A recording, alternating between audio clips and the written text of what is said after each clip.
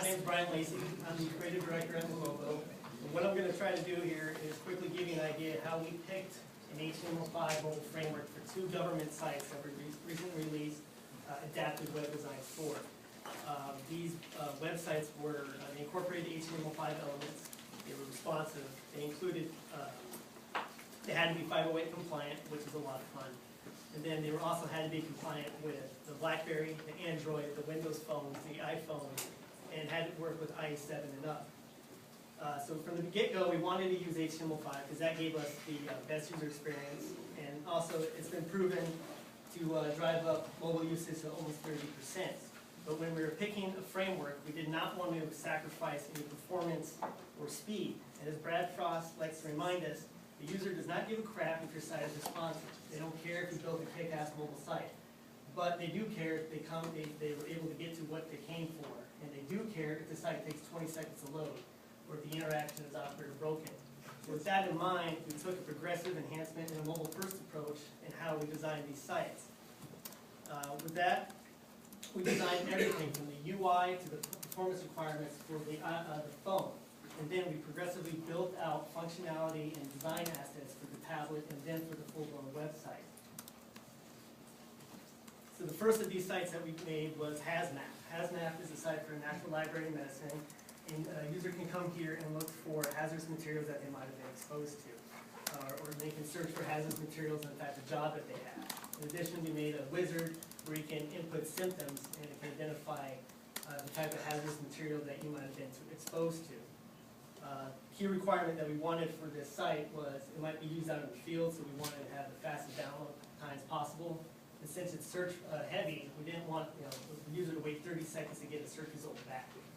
So then as we took the progressive enhancement approach, we then built out the second screen being the iPad, and then we incorporated a flexible grid, and then the last part we've then expanded out to the full-blown website. The next site we did was apps.usa.gov. It is a site where you can download government-related apps. And the key thing that we needed for that one was to use device detection. So if you came in with an iPhone, it would only show iPhone-related apps. And for some reason, if you came with the BlackBerry, it would show you the BlackBerry-related apps. And then we wanted to build in some slick things like a responsive slider. And then it would basically expand out, we build out progressively different things as you move to more powerful devices like the iPad and then the website. So when we started off these projects, we did have a mobile phone problem. And basically that was because we had to support all the different phone types. Some phones like the iPhone are great with HTML5 and CSS3, while some like the BlackBerry version 5 are not. All the phones are limited by the connection. It's not broadband, and you're limited to first rate. And then lastly, we had to face inconsistent browser capabilities across all the different phone types. So we needed to find a framework that would help us normalize the experience across all the different phones. So when we started going out looking for a framework, we came across this site. It's called the Detailed Comparison of Mobile 5 Frameworks. And it's great in which it shows you what the different frameworks can do, what platforms it works with, what's the target goal of the framework. Is it for a mobile web? Is it for a native app? Or for a hybrid approach? What the languages it's built in, and if it, what HTML5 features it can have, and is it accessible, things like that. So the thing to take away is you see a lot of red. A lot of these frameworks don't work with everything. There's not a silver bullet out there. And additionally, a lot of these frameworks don't work with the different phone types. So we had to eliminate a lot of things off the bat based on that. So if you looked at the mobile frameworks, they kind of break into these six simple kind of categories. There's your CSS-only frameworks like the 960-based systems, or Blueprint.css, which uses a flexible grid to break the site down and fold it nicely when you go to a smaller viewport like on the phone. Then you can add in things like a media query, which is the way to deliver CSS based off of the physical width of the screen.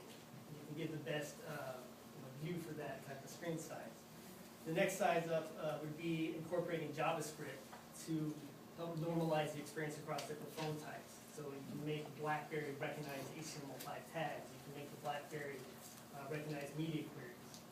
And then after that, you get into your full-blown frameworks like Bootstrap from Twitter or Foundation or Skeleton, and they incorporate a UI library, so you can do things like fast, rapid prototyping, and then build your site around that UI.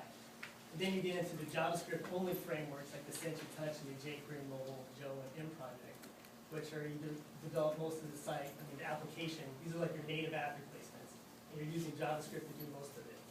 And then lastly, there's things like PhoneGap, where you can use it to access parts of the phone, like the camera.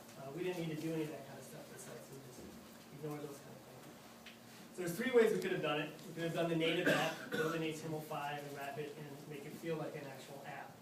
The second one we could have done is like a mobile site, like a redirect. And a good example of those are like Yahoo's and Amazon sites. And the last one is a responsive design that one HTML5 site would look the same and act the same across all different browser types. And Starbucks' new website is a good example of that. So then we looked at essentially in jQuery Mobile. It was too much for the application that we had.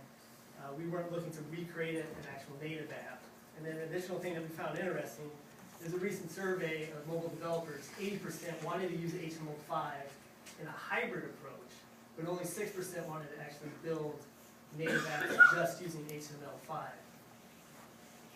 The second way we could have done it in the redirect sites. These are great, but the complexity of the sites that we were building didn't require two different sites with two different UIs, so we didn't go this route.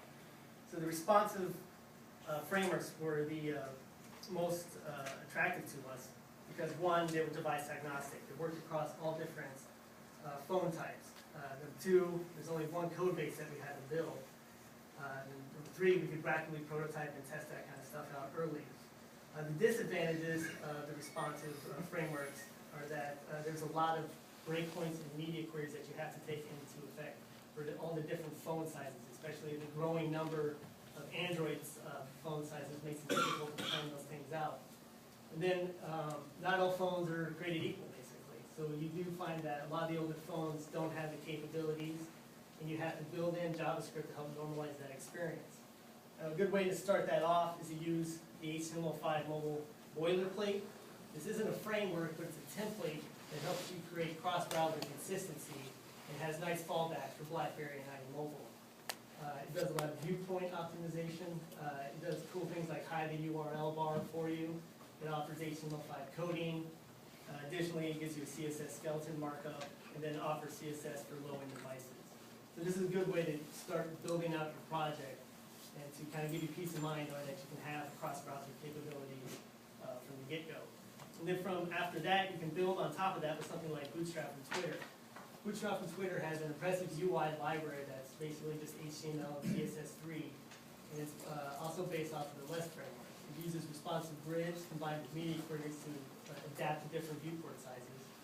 And it also offers JavaScript plugins for additional UI, but that's more for the website, the desktop website. It's a great way to do rapid prototyping for both the web and mobile. Now, the version that we actually ended up using was something called 320 and up. And the reason we chose this one is that it's a mobile-first boilerplate. And the idea behind it is that you only load in assets that you need, and not including things that might be nice to have and that you might use. We just eliminated those off the bat, so on the phone, you're only downloading things that you actually do need. It uses 5 different types of media queries that kind of break down to the most popular kind of websites. The phone sizes being 480, 600, 768px, and then for when you get to the website, it's more like 992px. It comes with cool things like Modernizer, which gives you the ability to create nice fallbacks for CSS3 and different HTML5 capabilities that don't exist on phones like the BlackBerry. And that is about it. 30 seconds. And that's it. Any questions?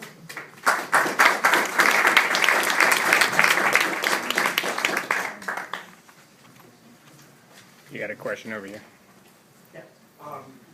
What are some of the things, challenges you care about with accessibility, evaluation, compliance with these different frameworks? You can't do hide and show with CSS. That was the biggest issue that we had. So we had to plan that out from the get-go, that you couldn't hide and show elements, because with accessible devices, they come in with their own CSS. So if you hide and show things, you'll have duplications across the page, so you can't do that.